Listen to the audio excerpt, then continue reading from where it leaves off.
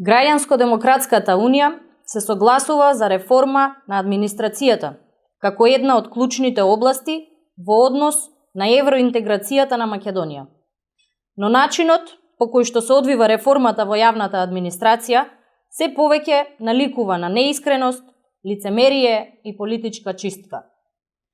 Реформите во јавната администрација не треба да бидат употребувани само за кампањи пред избори. Се очекуваат реални реформи и подобар сервис за граѓаните. За да се стекне довербата кај граѓаните дека сепак можат да се направат реални реформи, Граѓанско-демократската унија предлага реформите да започнат од врвот на пирамидата.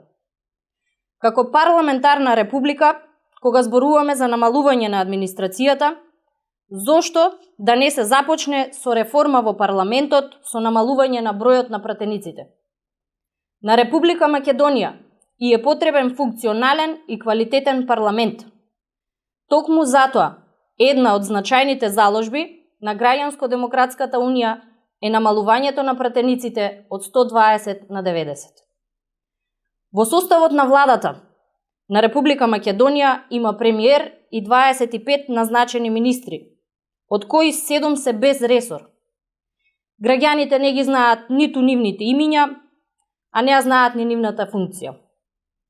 Со оглед на тоа што повеќето од високите функционери се занимаваат со приватни сопствени бизниси, Граѓанско-демократската унија прашува колку директори без ресор имате поставено во своите приватни фирми?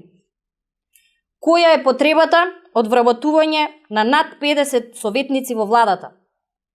Граѓаните треба да знаат дека од нашите даноци, од нашите давачки и акцизи, кои што ги покачија, секој месец преку 60.000 денари легнуваат на нивните сметки. До кога ќе им се даваат некакви рокови и удобства на рамковните административци кои со години седејќи дома земаат месечни примања? Ние сме единствениот пример во Европа каде работниците седат дома и не работат, а при тоа на нивните трансакцијски сметки секој месец легнуваат пари од буџетот. За какви реформи зборувате, господине Манчевски? Овој пристап е нечесен за нашите граѓани. Бројот на советници неконтролирано расте, додека еден обичен граѓанин, кој некако се изборил со своите капацитети да се вработи во државната администрација, за плата некаде од прилика околу 20.000 денари, подоцна да биде исфрлен на улица. Очигледно и оваа владина комбинација, јавната администрација и буџетот на земјава ги има сватено како воен плен, кој им следува според правилото победникот носи се.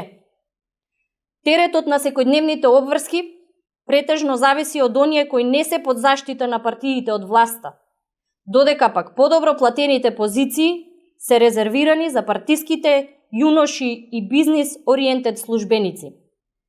Затоа степенот на доверба во државните институции и услугите, кои тие ги даваат, според сите истражувања е исклучително на ниско ниво.